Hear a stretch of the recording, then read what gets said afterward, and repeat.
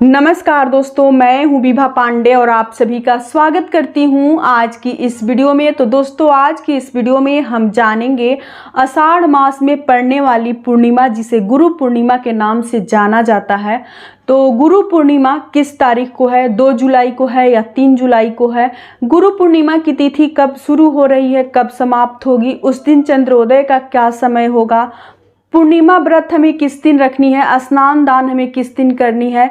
और गुरु पूर्णिमा के दिन हमें कौन कौन से विशेष कार्य करना चाहिए? तो ये सारी महत्वपूर्ण बातें आज की इस वीडियो में हम जानेंगे। आप लोग बने रहें मेरे साथ मेरे चैनल पे। और अगर आपको मेरी ये वीडियो पसंद आती है तो प्लीज़ आप मेरे वीडियो को लाइक कर दीजिएगा, चैनल को सब्सक्राइब कर दीजिएगा, साथ में बेल आइकन को जरूर प्रेस कीजिएगा, जिससे मैं जब भी कोई वीडियो अपलोड करूं तो नोटिफिकेशन आपको सबसे पहले मिले। तो आषाढ़ मास में पड़ने वाली पूर्णिमा को गुरु पूर्णिमा के नाम से जाना जाता है। धार्मिक मान्यताओं के अनुसार 4 वेदों के ज्ञान देने वाले महर्षि वेद व्यास जी का जन्म भी आषाढ़ पूर्णिमा के दिन ही हुआ था। वेद व्यास जी को प्रथम गुरु माना जाता है, इसलिए इनका जन्म उत्सव भी आषाढ़ मास में पड़ने वाले गुरु पूर्णिमा के दिन ही मनाया जाता है। दोस्तों, सबसे पहले जान लेते हैं कि गुरु पूर्णिमा किस तारीख को है, 2 जुलाई को है कि 3 जुलाई को है, कब से तिथि शुरू हो रहा है और कब समाप्त होगा, चंद्रोदय का क्या समय रहेगा। तो दोस्तों, 2 जुलाई दिन रविवार को रात में 8:22 से पूर्णिमा तिथि शुरू हो रहा है और 3 जुलाई दिन सोमवार को शाम 5:08 पे समाप्त हो रहा है। तो हम लोग कोई भी व्रत उदय तिथि में करते हैं, इसलिए हमें 3 जुलाई को पूर्णिमा तिथि मनानी है। गुरु पूर्णिमा हमें 3 जुलाई को मनानी है। चंद्र उदय का समय है 3 जुलाई को रात में 7:31 पे। पूर्णिमा तिथि जो है 5:08 पे ही समाप्त हो जाएगी, लेकिन फिर भी हमें चंद्रदेव को अर्घ 7:31 पे ही देनी है। देखिए, कहा जाता है कि जिसका दिन होता है उसी का रात भी होता है, इसीलिए हम लोग उदय तिथि में कोई भी व्रत त्योहार मनाते हैं। तो आपको चंद्रदेव को अर्घ 7:31 से देनी है। पूर्णिमा तिथि के दिन आपको सुबह सवेरे उठकर स्नान करके और उगते हुए सूर्य को अर्घ देनी चाहिए, जल देनी चाहिए। देखिए, प्रतिदिन हमें जब समय मिलता है तो हम अपने समय के अनुसार से पूजा करते हैं, भगवान को समय देते हैं, लेकिन महीने में 3 दिन हमें भगवान के अनुसार पूजा करनी चाहिए, नियमानुसार पूजा करनी चाहिए। एक पूर्णिमा तिथि के दिन, दूसरा अमावस्या तिथि के दिन और तीसरा एकादशी तिथि के दिन। ये महीने के 3 दिन जो होते हैं बहुत अधिक महत्वपूर्ण माने जाते हैं और इस 3 दिन में अगर हम उगते हुए सूर्य को अर्घ देते हैं तो हमारे लिए बहुत अधिक फलदायी माना जाता है। तो आप लोग पूर्णिमा तिथि के दिन भी सुबह सवेरे उठकर स्नान करके अपने घर के कार्य को आपको निपटा लेनी है और उसके बाद से स्नान करके उगते हुए सूर्य को अर्घ दें, उस दिन जल दें।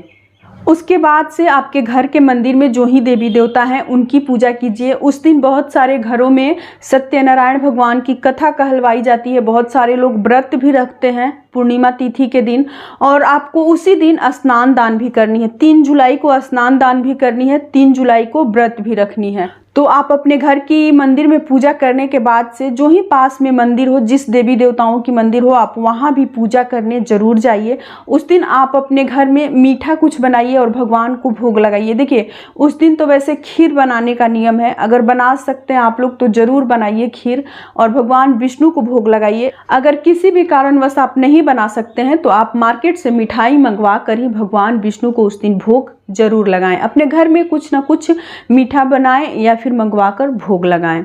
भगवान विष्णु के भोग में आप तुलसी पत्ता जरूर डालें। और जो भी सुहागन महिला है उस दिन उनको बाल में कंघी नहीं करनी चाहिए, कंघी करना वर्जित माना जाता है। उस दिन किसी भी प्रकार का श्रृंगार ना करें, बाल ना धोएं, नाखून ना काटें, ये सारे कार्य जो हैं वर्जित होते हैं। पुरुष जो होते हैं उनको शेविंग नहीं करानी चाहिए, नाखून नहीं काटनी चाहिए, बाल नहीं बनवानी चाहिए, नहीं कटवानी चाहिए, मतलब सबके लिए वर्जित होता है ये सारे कार्य, महिला हो या फिर पुरुष हो या लड़की हो। जो व्रती होते हैं उनको शाम के समय चंद्रदेव की पूजा करनी होती है। चंद्रदेव को गाय के दूध से अर्घ देना होता है, कच्चा दूध से अर्घ दिया जाता है और खीर बनाकर भगवान विष्णु को भोग लगाकर वही भोग जो है अर्घ देने के बाद से व्रती लोग ग्रहण करती हैं। कई लोग हैं जो कि सिर्फ फलहार पे ही रह जाती हैं और कई लोग हैं जो कि उस समय मीठा भोजन करती हैं अर्घ देने के बाद से। तो आप लोग अपने श्रद्धा अनुसार कीजिएगा, जैसे आपका शरीर साथ दे वैसे आपको करनी है। पूर्णिमा तिथि का व्रत क्यों रखा जाता है? तो देखिए, एक तो बच्चे जब हमारे छोटे होते हैं, संतान जो होते हैं उनका चंद्रमा कमजोर होते हैं, इसलिए भी कई माता लोग पूर्णिमा तिथि के दिन व्रत रखती हैं और चांदी का चंद्रमा बनाकर और बच्चों को पहनाया जाता है। तो उनकी जो चंद्रमा का दशा होता है वो ठीक हो जाते हैं, चंद्रमा मजबूत हो जाते हैं और बच्चे की जो स्थिति होती है सुधरने लगती है। चंद्रमा कमजोर होने से कई तरह की परेशानियों से इंसान जूझने लगता है। जो बच्चे होते हैं छोटे छोटे, उनकी कुंडली में निकलता है कि इनकी चंद्रमा कमजोर है, तो वही माता लोगों को पंडित जी लोग बताते हैं व्रत करने के लिए चंद्रमा जो है चांदी में पहनाने के लिए चांदी का बना हुआ चंद्रमा गले में पहनाया जाता है। और कई लोग हैं जो कि घर की सुख शांति समृद्धि के लिए भी इस व्रत को करती हैं। हर मनोकामना हेतु इस व्रत को किया जाता है, लेकिन खास करके जिनकी चंद्रमा कमजोर होती है वो भी इस व्रत को करके अपने चंद्रमा को मजबूत बना सकते हैं। तो ये रहा पूर्णिमा तिथि के दिन करने वाले नियम, पूजा विधि। और हमें गुरु पूर्णिमा कैसे मनानी चाहिए, किस प्रकार से गुरु पूर्णिमा मनाएं? तो गुरु पूर्णिमा के दिन हमें गुरु की पूजा करनी चाहिए, गुरु का दर्शन करना चाहिए। जो हमें शिक्षा देते हैं वही हमारे गुरु हैं, जो हमें अच्छी राहों पे चलना सिखाते हैं वही हमारे गुरु हैं। तो देखिए, सबसे पहला गुरु हर बच्चों के लिए उनकी माँ होती हैं। उसके बाद से स्कूल में जो टीचर मिलते हैं, शिक्षक मिलते हैं, वो होते हैं। और उसके बाद से एज ढलने पे सारे काम से जब लोग निपट जाते हैं तो एक गुरु होते हैं जो कि कान में सीख कराते हैं, कान में कुछ मंत्र देते हैं, एक वो भी गुरु होते हैं। लेकिन सबसे जो पहला गुरु होती हैं वो बच्चों के लिए उनकी माँ गुरु होती हैं।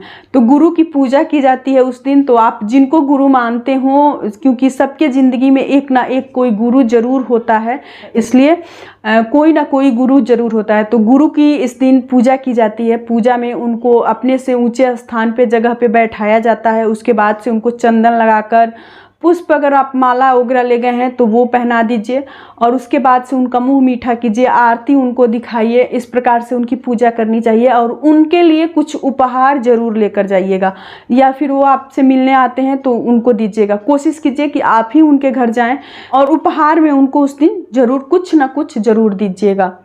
वेद व्यास जी की अगर फोटो प्रतिमा हो तो आप उस दिन उनको पुष्प का माला पहनाएं, धूप दीप दिखाएं। इसी प्रकार से गुरु पूर्णिमा मनाया जाता है।